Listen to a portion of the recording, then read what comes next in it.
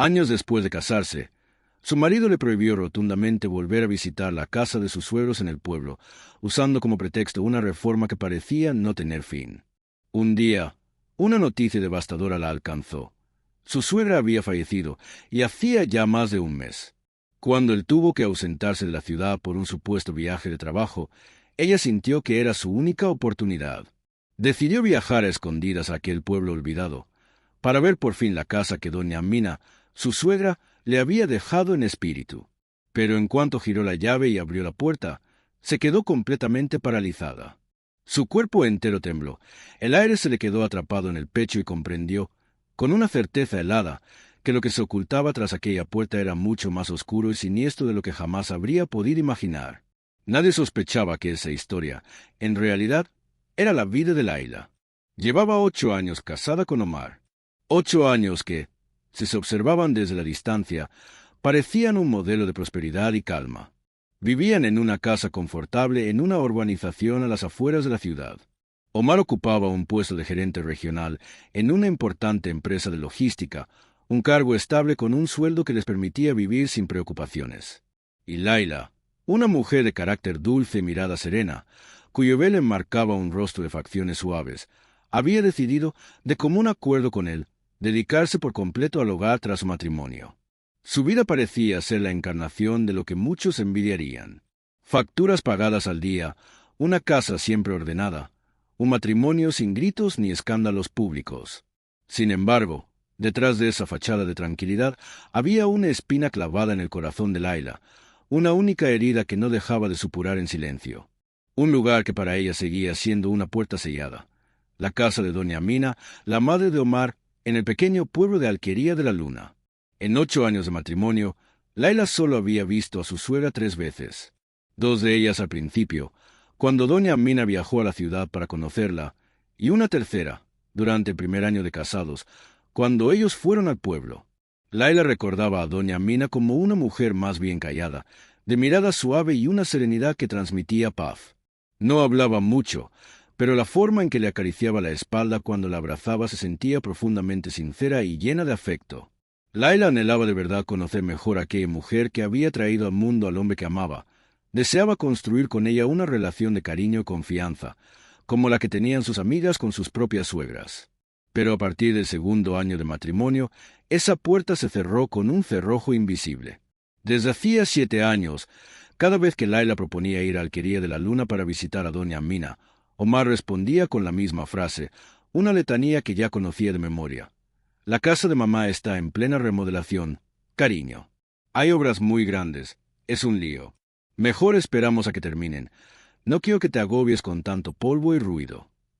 La primera vez que lo dijo, la explicación sonó completamente razonable. Omar le contó, con un aire de hijo responsable, que la casa que había quedado tras la muerte de su padre era muy vieja, casi una ruina. Hablaba de vigas podridas por la humedad, goteras graves en el tejado, cimientos que había que reforzar de urgencia. Como hijo único, se sentía enteramente responsable del bienestar de su madre. Quiero que mamá viva sus últimos años en una casa digna, segura y bonita, le dijo con una seriedad que conmovió a Laila. En ese momento, ella se sintió inmensamente orgullosa de tener un marido tan atento y tan buen hijo. Lo apoyó sin reservas, sintiendo que su paciencia era una forma de contribuir a ese noble objetivo. El primer año, la excusa encajaba a la perfección. El segundo, Laila empezó a preguntarse en silencio qué tipo de obra podía durar tanto tiempo. Omar, como si leyera sus pensamientos, comenzó a añadir nuevos problemas al relato. Resulta que el terreno sobre el que está construida la casa es inestable. Tuvimos que parar y rehacer parte de la cimentación. Y los albañiles que contraté son un desastre. No cumplen los plazos. Tengo que estar encima de ellos. Refunfuñaba con un tono de fastidio que hacía que Laila se sintiera culpable por siquiera pensar en insistir. El tercer, cuarto y quinto año, aquella remodelación se convirtió en una broma amarga que solo ella escuchaba en su cabeza. Cada vez que llegaba una festividad importante, Laila preparaba con esmero el mejor regalo para doña Amina. Un pañuelo de seda, un dulce casero, un libro. Pero quien lo llevaba siempre era Omar. Solo. Así aprovecho y vigilo a los obreros. Me aseguro de que no me estén engañando. Además, el viaje es largo y pesado. Te cansarías inútilmente. Allí hay mucho polvo. No es bueno para tu respiración. Ya sabes cómo te pones, le decía con una dulzura que desarmaba cualquier protesta. Laila, de naturaleza obediente y confiada, solo asentía y le pedía que le diera a su suegra un abrazo muy fuerte de su parte y le transmitiera sus saludos llenos de cariño. Con el tiempo, dejó de preguntar. No porque no le importara, sino porque cada pregunta chocaba contra el mismo muro de hormigón, la reforma interminable. La resistencia de Omar a entrar en detalles, a mostrarle fotos de supuesto avance o a darle fechas concretas, fue creando entre ellos una distancia sutil pero constante. En todo lo demás, él seguía siendo un buen marido. Atento, siempre pendiente de llamar cuando viajaba, sin descuidar nunca sus necesidades materiales. Pero bastaba que Laila mencionara el nombre de doña Amina o la casa del pueblo para que Omar se volviera hermético, casi a la defensiva, como si alguien hubiera apagado de golpe la luz en su mirada. Durante un tiempo, Laila intentó mantener el contacto con doña Amina por teléfono. Al principio, la suegra contestaba. Su voz sonaba débil, pero siempre cariñosa. Sin embargo, cada vez que Laila le preguntaba cuándo podrían ir a visitarla, doña Amina respondía con un susurro resignado, casi temeroso. Pregúntale a Omar, hija. Yo hago lo que él diga. Él sabe lo que es mejor.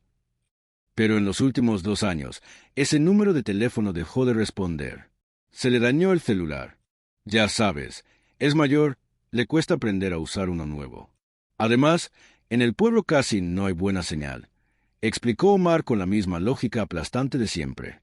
Otra vez, la explicación sonaba plausible, pero algo en el estómago de Laila se encogía cada vez que lo oía.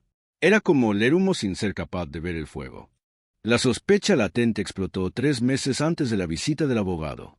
Aquel día, en plena época de sequía, el aire de la ciudad estaba seco y cargado de polvo.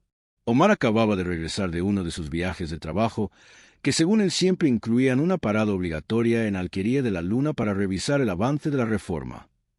Llegó bien entrada la noche, visiblemente agotado. Laila, como hacía siempre, se acercó a la puerta para ayudarle a quitarse los zapatos. Al tomar sus mocasines de cuero, se quedó helada. No estaban cubiertos de polvo seco, como cabría esperar de una obra en un clima árido. Estaban manchados de un barro rojizo, húmedo y espeso, como si acabara de cruzar un campo embarrado después de una lluvia torrencial.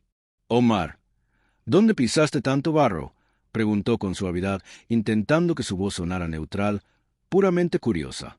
Omar, que se estaba aflojando la corbata, se quedó inmóvil por un instante. El cansancio de su rostro se tensó y sus ojos se clavaron un segundo en los zapatos antes de apartar la mirada bruscamente. Ah, fue en una obra de un amigo, cerca de la casa de mamá. Cuestiones de trabajo, contestó demasiado rápido. Pero estamos en plena sequía. ¿De dónde sale este barro tan fresco?, insistió Laila, no con intención de acusarle, sino genuinamente confundida. Por primera vez en 8 años de matrimonio, él le gritó: «¡Qué desconfiada eres! Llego reventado de trabajar todo el día para que tengamos esta vida y tú me interrogas por unos malditos zapatos. ¿Acaso te he mentido alguna vez en algo? Solo voy al pueblo por mi madre. ¿Crees que me divierte ir y venir? Deberías valorar más mis esfuerzos». La voz le salió dura, cortante, llena de una rabia desproporcionada. Laila sintió como los ojos se le llenaban de lágrimas, atónita. Jamás le había hablado de esa manera. Dejó los zapatos en el suelo con manos temblorosas. «Perdón, yo no quería». «Déjalo», la interrumpió él, entrando al baño y cerrando la puerta con un portazo. Aquella noche, Laila durmió dándole la espalda. Lloró en silencio, no tanto por el grito en sí, sino por el sabor inconfundible a mentira que había en la respuesta de Omar. Él estaba ocultando algo grande que tenía que ver con el pueblo, con doña Mina y con esa reforma eterna que había levantado un muro invisible entre ella y la única familia que le quedaba a su marido. Entendió por primera vez, con una claridad dolorosa, que su matrimonio no estaba tan bien como ella se repetía a sí misma. Tenía una grieta profunda y oscura, y esa grieta estaba en aquella casa del pueblo que nadie le dejaba ver. Los días siguientes, todo pareció volver a la normalidad. Pero era una normalidad impostada, frágil. Después del incidente de los zapatos, Omar se volvió especialmente atento. Le compró una túnica nueva y cara, la llevó a cenar a su restaurante favorito, La llenaba de elogios y detalles.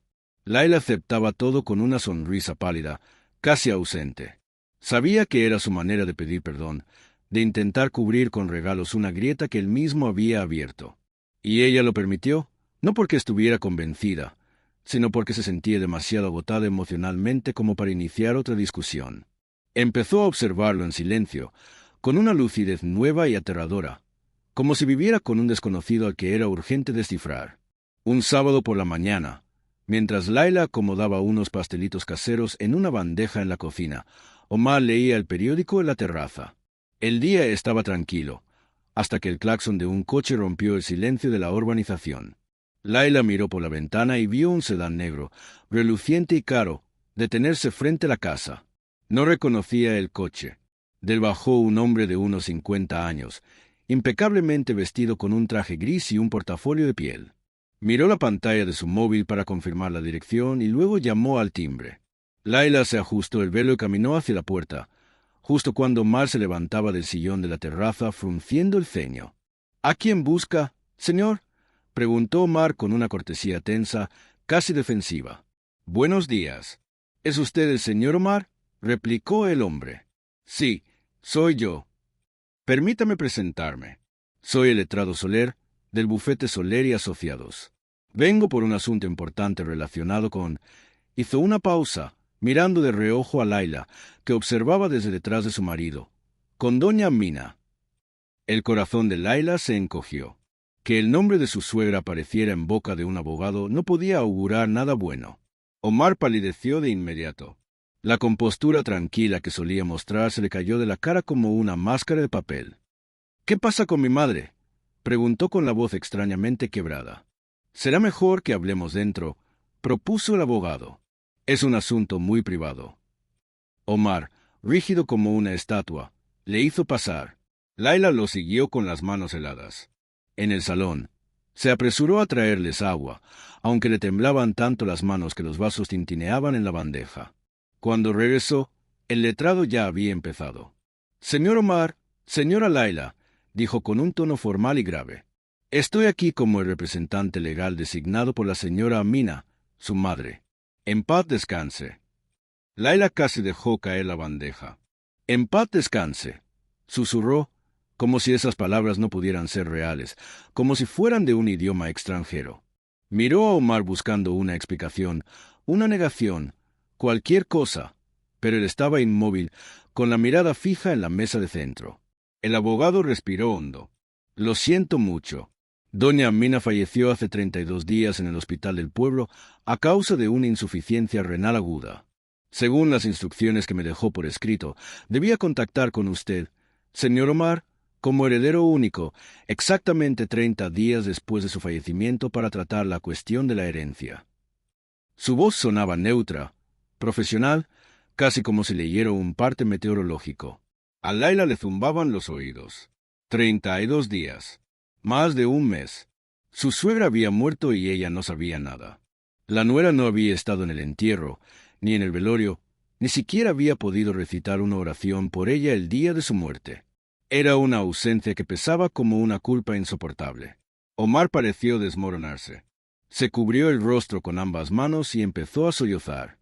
Sus hombros se sacudían en espasmos que parecían desgarradores. Laila lo miró con una frialdad que la sorprendió a sí misma. Le costaba creer en ese dolor. Había visto sus mentiras antes. El letrado Soler, visiblemente incómodo, abrió su portafolio y sacó un sobre marrón grueso y un llavero con varias llaves antiguas de hierro. —Señor Omar —dijo, empujando el sobre hacia él—, según el testamento, ya validado, todos los bienes a nombre de su madre, incluyendo la casa y el terreno en Alquería de la Luna, pasan legalmente a usted. Aquí están los documentos de propiedad, ya a su nombre. Hizo una pausa. —¿Y estas?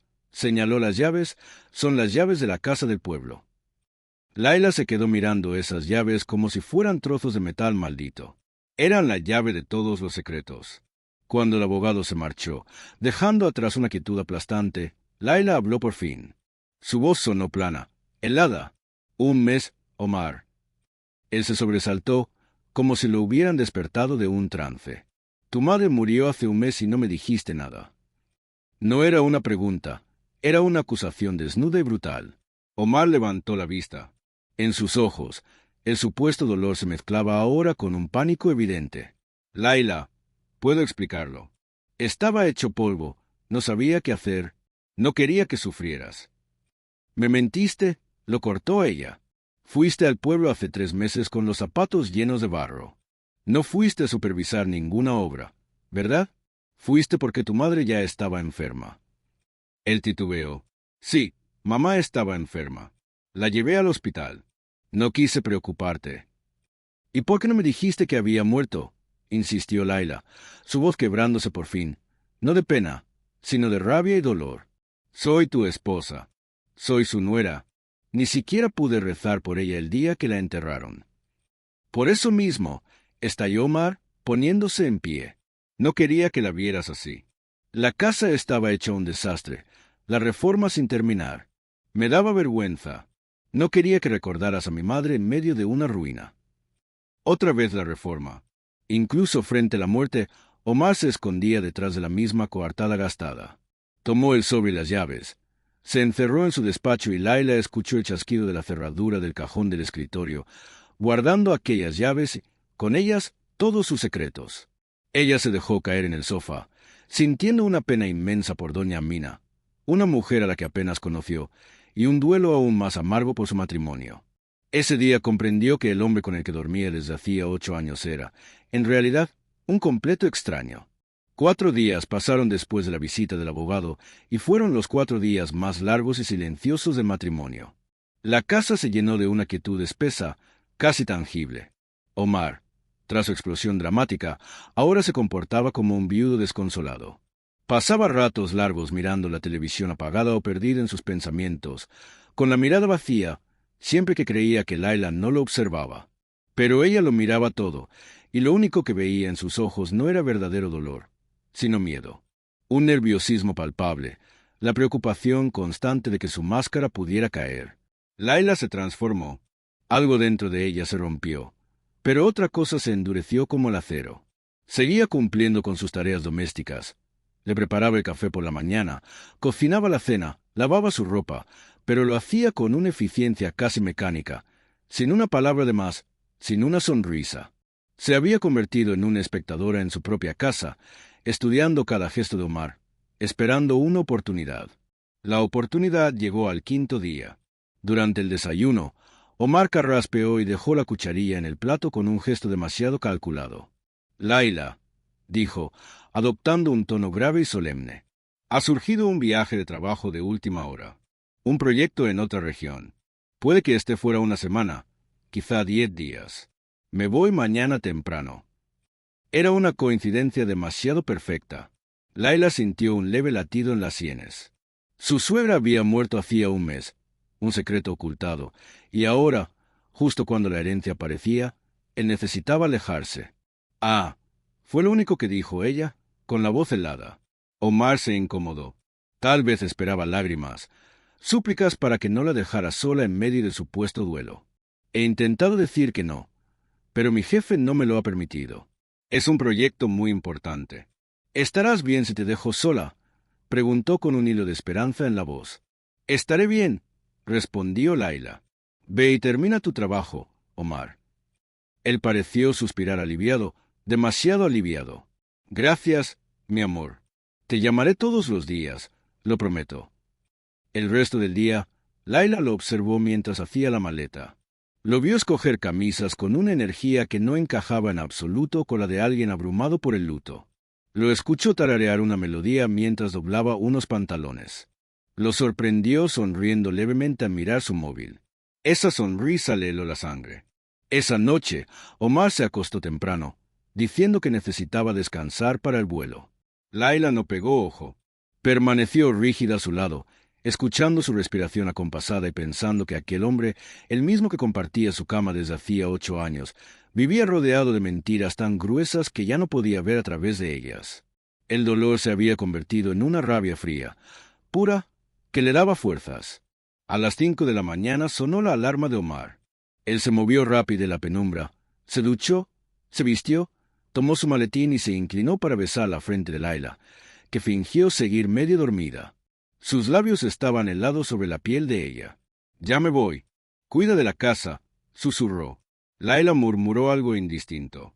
Escuchó el arrastre de la maleta, la puerta principal abrirse y cerrarse, el motor del coche encenderse y luego alejarse hasta que el silencio absoluto se adueñó de la casa. Entonces abrió los ojos de golpe. No esperó ni un minuto. Se incorporó de un salto, el corazón latiéndole con fuerza, no por miedo, sino por la clara y vibrante sensación de que había llegado el momento. Su objetivo era el despacho de Omar, su territorio vedado, el lugar que siempre se aseguraba de cerrar con llave cuando no estaba dentro. El picaporte no cedió. Estaba cerrado, como era de esperar. Layla no se desanimó. Sabía que Omar era metódico, pero también vanidoso y confiado. Nunca pensaría que ella se atrevería a entrar. ¿Dónde guardaría una llave de repuesto? Se le ocurrió una idea y corrió al cuarto de lavado, donde estaba el cesto con los pantalones de trabajo que había usado la semana anterior. Buscó en los bolsillos, uno por uno. Nada en el pantalón gris. Nada en el beige. En el negro. Sus dedos tocaron algo duro y frío en el pequeño bolsillo lateral. Sacó una diminuta llave plateada. Era una llave de cajón. Eso era media victoria. Pero aún necesitaba entrar en el despacho. Layla se dejó caer un momento en el pasillo, frustrada, girando la llavecita entre los dedos. Entonces miró hacia la entrada de la casa. Allí, en el típico colgador de llaves junto a la puerta, vio colgar ordenadamente los juegos de reserva, las llaves del coche, de la puerta principal, de la reja y, entre ellas, la llave del despacho. Omar estaba tan seguro de su superioridad, de la obediencia de Layla, que nunca imaginó que ella las usaría. Con las manos temblando de anticipación, tomó las llaves de repuesto, volvió al despacho y abrió la puerta. El olor de ese cuarto la recibió de inmediato. Una mezcla de papel, perfume caro de hombre y poder. Todo estaba impecable. Un escritorio de madera noble, estanterías llenas de archivadores, una silla de cuero imponente. Fue directa al escritorio, a los 3 cajones de la derecha. El superior no se movía. Cerrado, introdujo la pequeña llave plateada. Encajó a la perfección. El cajón se abrió silenciosamente. Lo primero que vio fue aquel llavero antiguo, las llaves que el abogado había dejado unos días atrás para la casa de alquería de la Luna. Layla las tomó. Eran frías, pesadas, con dientes complejos y oxidados. Cuando iba a cerrar el cajón, vio debajo un archivador azul. En la tapa, escrito con la letra ordenada y pulcra de Omar, se leía: Reforma, Casa Pueblo. El corazón le golpeó el pecho. Lo abrió. No había planos ni presupuestos de arquitectos. Solo decenas, quizá cientos de recibos. Recibos de compra de materiales de construcción. 100 sacos de cemento, 5 camiones de arena, 50 barras de hierro, latas de pintura, tejas, todo expedido por la misma ferretería de la ciudad, con fechas cuidadosamente distribuidas al final de cada mes durante 7 años. Era demasiado perfecto, demasiado simétrico. No era el desorden real de una obra, sino la contabilidad pulida de una mentira cuidadosamente construida. Entre los recibos, escondida casi al azar, había una nota pequeña, un trozo de papel arrancado de un cuaderno con una letra que no era la de Omar. Era una letra inclinada, nerviosa, claramente femenina. Decía solo: «Se le acabó la medicina otra vez, la necesita». Layla apretó el papel en la mano. ¿Qué medicina? ¿Quién era ella? ¿Quién había escrito aquello? La reforma ya no tenía nada que ver con albañiles. Había algo más, algo mucho más oscuro. Guardó las llaves del pueblo en el bolsillo interno de su ropa, devolvió el archivador y la llavecita a su sitio, cerró el cajón, cerró la puerta del despacho y colgó las llaves de la casa donde estaban. No quedaba rastro de su intrusión. De pie en la sala, con el llavero frío pesando en su bolsillo, sintió que el miedo se desvanecía. Dentro de ella solo quedaba una determinación de hierro. Se dio una hora para prepararse. Tomó una mochila vieja y metió 2 túnicas largas, pañuelos a juego, ropa interior, su juego de oración y, lo más importante, todo el efectivo que tenía guardado. No pensaba usar tarjetas. Cualquier movimiento bancario podría ser rastreado. Apagó su móvil. Si Omar llamaba, simplemente no contestaría. Pidió un taxi por aplicación hasta la terminal de autobuses interurbanos. El viaje duró unas 5 horas. Cuando el autobús llegó a la ciudad cabecera, Laila bajó y se dirigió a la zona donde esperaban las furgonetas rurales. Preguntó a un conductor dónde podía tomar transporte hacia Alquería de la Luna. El hombre la miró y respondió: «¿Alquería de la Luna?» «Sí, claro, la combi azul allí. Es un pueblo muy conocido». Laila se sorprendió. No parecía un rincón perdido de difícil acceso como Omar siempre describía. Una mujer de rostro amable se sentó a su lado en la furgoneta. Un rato más tarde, Laila se armó de valor. «Disculpe, señora, ¿sabe dónde queda la casa de doña Mina?», preguntó. La mujer la miró con una mezcla de curiosidad y compasión. «Ay, pobrecita doña Mina. Ya hace más de un mes que se nos fue. Te bajas en la esquina de la casa comunal, sigues recto y entras por el callejón al lado de la tiendita. La casa del fondo, la pintada de blanco, con un jardín bien bonito. Esa era su casa». «Jardín bonito, casa blanca», repitió Laila para sí. Se bajó en la esquina indicada. El aire del pueblo le golpeó la cara, limpio y tranquilo. Siguió las indicaciones, se metió por el callejón y, al final, la vio. Y sus pies se clavaron al suelo. No era una casa en ruinas, ni rodeada de sacos de cemento y polvo. Era hermosa, mucho más bonita que la casa donde ella y Omar vivían en la ciudad. De estilo moderno pero acogedor, con paredes color marfil impecables y grandes ventanas con marcos de madera pulida. Delante, un jardín casi perfecto, césped como una alfombra, rosales, orquídeas y jazmines en flor. No había ni un saco de arena, ni ladrillos apilados, ni ruido de obreros, ni siquiera una mota de polvo de construcción. Laila sintió náuseas. 7 años de mentiras sobre techos caídos y estructuras debilitadas, y lo que tenía delante era una postal de revista. Omar no había ocultado una ruina por vergüenza. Estaba ocultando una casa perfecta. ¿Por qué no quería que ella la viera? ¿Y para qué eran todas esas facturas de reforma? ¿En qué había gastado realmente todo ese dinero? Con las manos temblorosas, Laila metió la mano en su bolsillo y cerró los dedos sobre el frío metal de la llave grande. Empujó la reja del jardín, que ni siquiera estaba cerrada, y subió los escalones del porche. El corazón le golpeaba tan fuerte que temió que se oyera desde dentro. Introdujo la llave en la puerta principal. Giró con una suavidad inesperada, como si la hubieran engrasado hacía poco. La cerradura cedió con un clic casi amistoso. La puerta estaba abierta, pero ella no podía empujarla. Las piernas le pesaban como cemento. ¿Qué iba a encontrar? En ese momento, una voz la hizo dar un salto. «¿Buscas a alguien, hija?» La voz venía del lado. Laila se giró bruscamente. Detrás de un seto que separaba aquella casa de la contigua, una mujer de mediana edad, con bata estampada y un pañuelo sencillo en la cabeza, la miraba con curiosidad. Llevaba unas tijeras de podar. «Soy Laila, señora», balbuceó. «Soy la esposa de Omar». La mandíbula de la mujer pareció despegarse del rostro. Casi se le cae la tijera.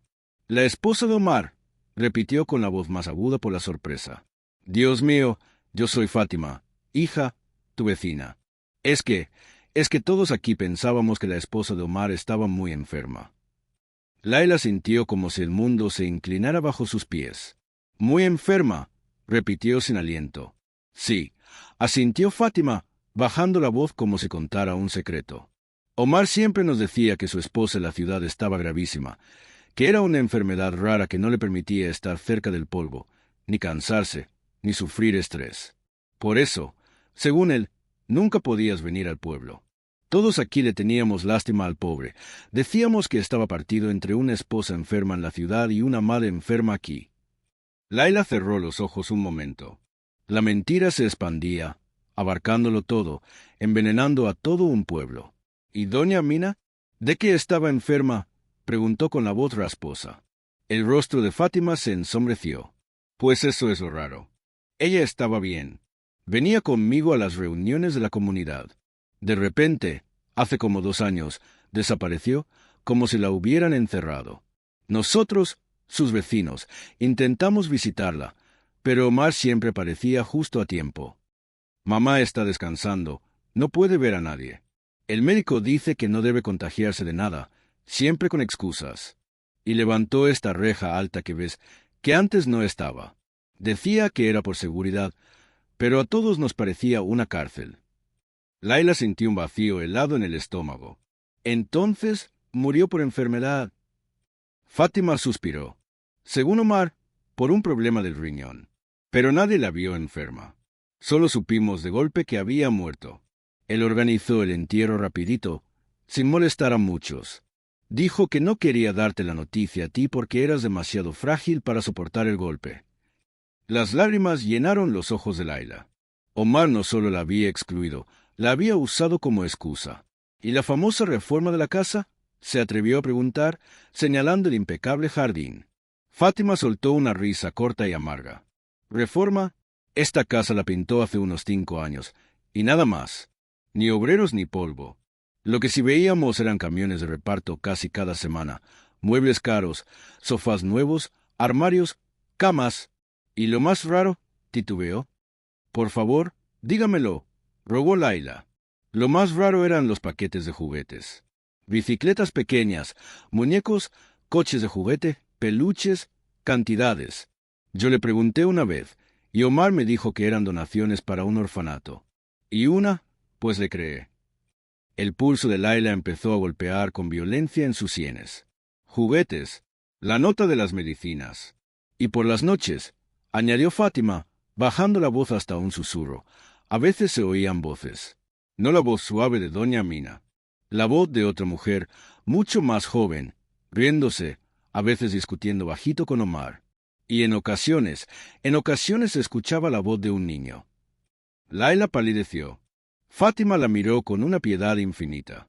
Yo no sabía que tú no sabías nada, hija.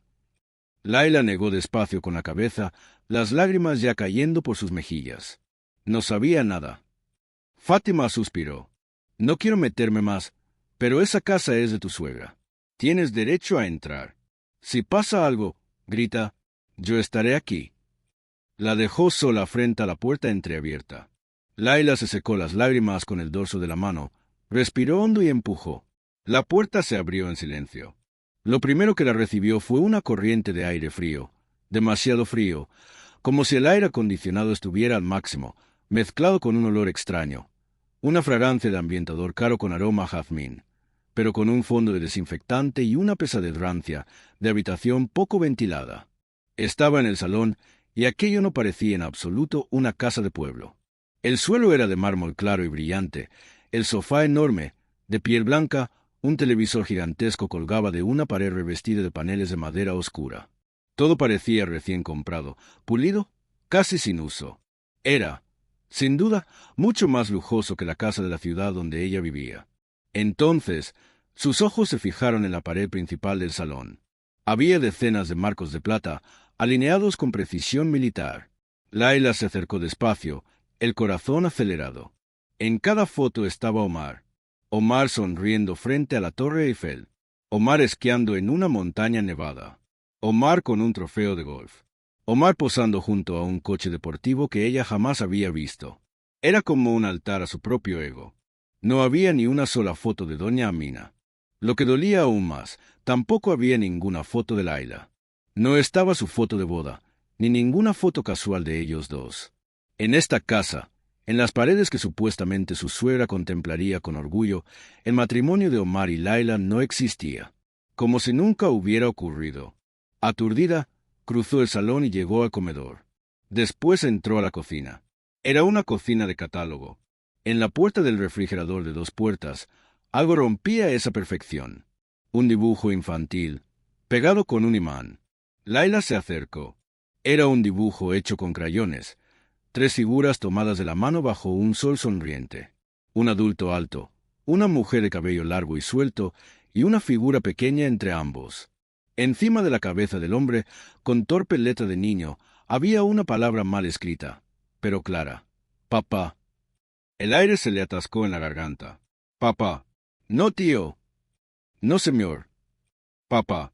Se apartó de la cocina y caminó por el pasillo interior. Abrió la primera puerta, una habitación de invitados. La segunda, un baño impecable. La tercera puerta, al final del pasillo, estaba cerrada con llave. Por el tamaño, Laila supuso que era el dormitorio principal, el que debía haber sido de doña Amina. Sacó el llavero de su bolsillo, Separó la llave más pequeña y la probó con dedos temblorosos. Giró. El clic de la cerradura sonó dentro de su pecho como un disparo. Abrió. El olor la golpeó como una bofetada. No era el perfume frío del salón, sino el hedor concentrado de medicamentos, alcohol, desinfectante y enfermedad. La luz era tenue, las cortinas gruesas impedían el paso del sol. Cuando sus ojos se acostumbraron, vio la escena. En medio de la habitación, sobre el suelo de mármol, había una cama de hospital metálica, con barandales laterales. Allí no había una cama de madera con una colcha bonita, sino una camilla clínica, ahora vacía. En una esquina, un soporte de suero se erguía como un esqueleto abandonado. En la mesita, junto a la cama, se apilaban frascos vacíos, blísteres de pastillas, cajas de medicinas y un pequeño tanque de oxígeno yacía en el suelo. Esa había sido la prisión de doña Amina. Pero esa era solo la mitad de la habitación. La estancia era muy grande y parecía dividida en dos ambientes. La zona de la cama era sombría, casi hospitalaria.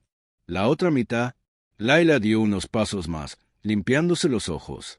Cuando alzó la vista, casi se desmayó. La pared frente a la cama no estaba blanca. Estaba pintada de un azul pastel suave y cubierta de arriba a abajo de fotos. No las mismas fotos narcisistas del salón. Eran fotos de familia. En todas estaba Omar, pero esta vez no estaba solo.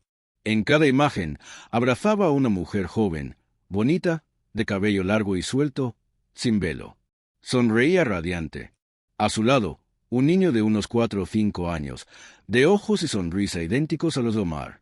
Había fotos en la playa con el niño sobre los hombros de Omar, fotos en una fiesta de cumpleaños con ambos adultos besando las mejillas del niño, fotos en el mismo salón que ella acababa de cruzar, los tres en el sofá de piel blanca, abrazados como una familia perfecta. Y entonces vio la foto más cruel. Era una foto tomada en aquella misma habitación. Omar, la mujer y el niño posaban sonrientes al pie de la cama de hospital. Detrás de ellos, sobre el colchón, yacía doña Amina, flaca, consumida, con la mirada vacía. Su cuerpo era un mero fondo, un decorado triste para la felicidad falsa de su hijo. Laila sintió que el mundo se le apagaba. Allí, en esa pared, estaba la respuesta a 7 años de excusas. Omar tenía otra familia. La reforma no era más que el proceso de remodelar su propia vida, levantando un hogar secreto con otra mujer y un hijo que nunca mencionó. Todo pagado con el dinero que decía invertir en la casa de su madre.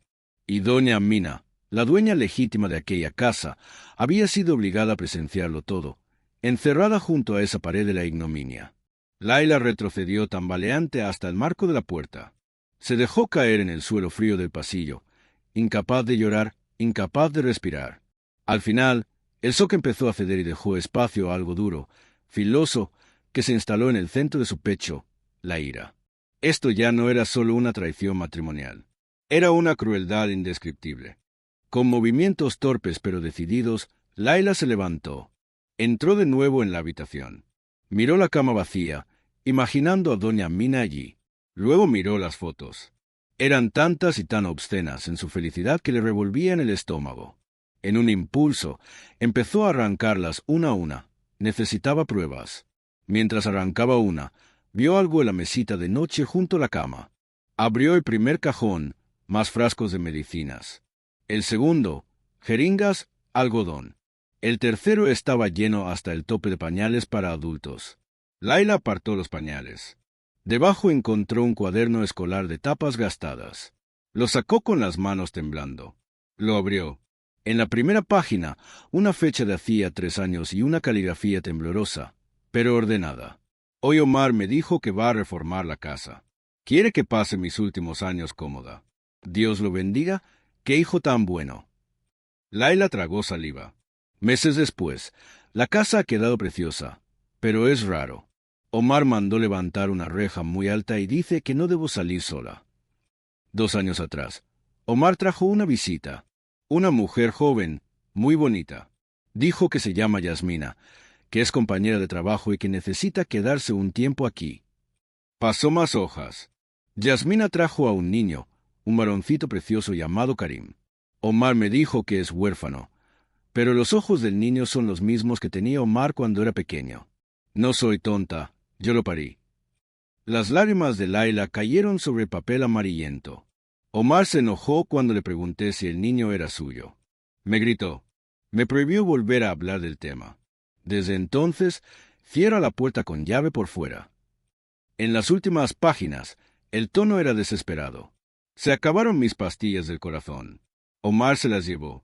Me trajo otras que dice que son mejores, pero tengo el pecho apretado. Le pedí ayuda a Yasmina, pero tiene miedo. También es prisionera. Y la última entrada, con trazos casi legibles. Omar trajo a un abogado. Quiere que firme un poder. Me amenazó con hacerte daño, Laila. Dijo que te podía pasar algo si yo no obedecía. Dios me perdone. Él ya no es mi hijo.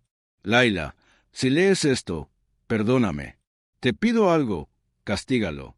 No lo dejes ganar. Laila abrazó el cuaderno y rompió a llorar, no por su matrimonio, sino por doña Amina, por su soledad, su miedo, su final indigno.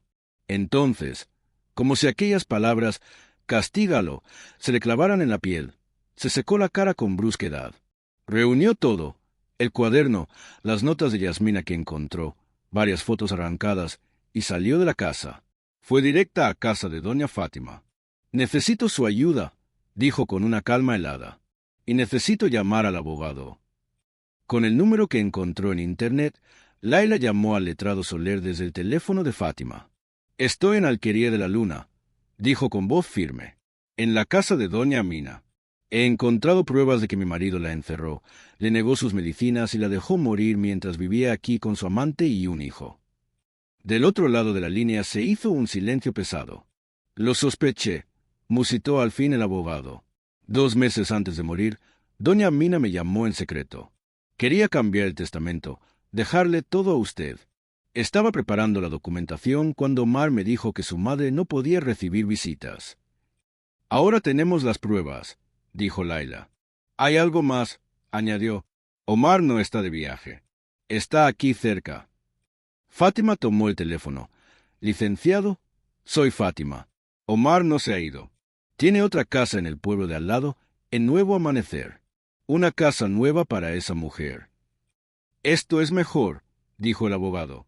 Podemos atraparlo infraganti. No llama a la policía. Saldré para allá con un equipo. No se muevan. Las 5 horas de espera fueron eternas.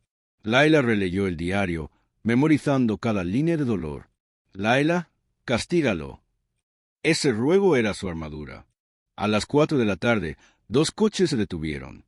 Era el letrado Soler, con 2 hombres que resultaron ser agentes de paisano. ¿Cuál es el plan?, preguntó Laila. Vamos a ir ahora a Nuevo Amanecer. Le recomiendo que se quede, dijo el abogado. Voy, lo interrumpió ella. Necesito que me vea.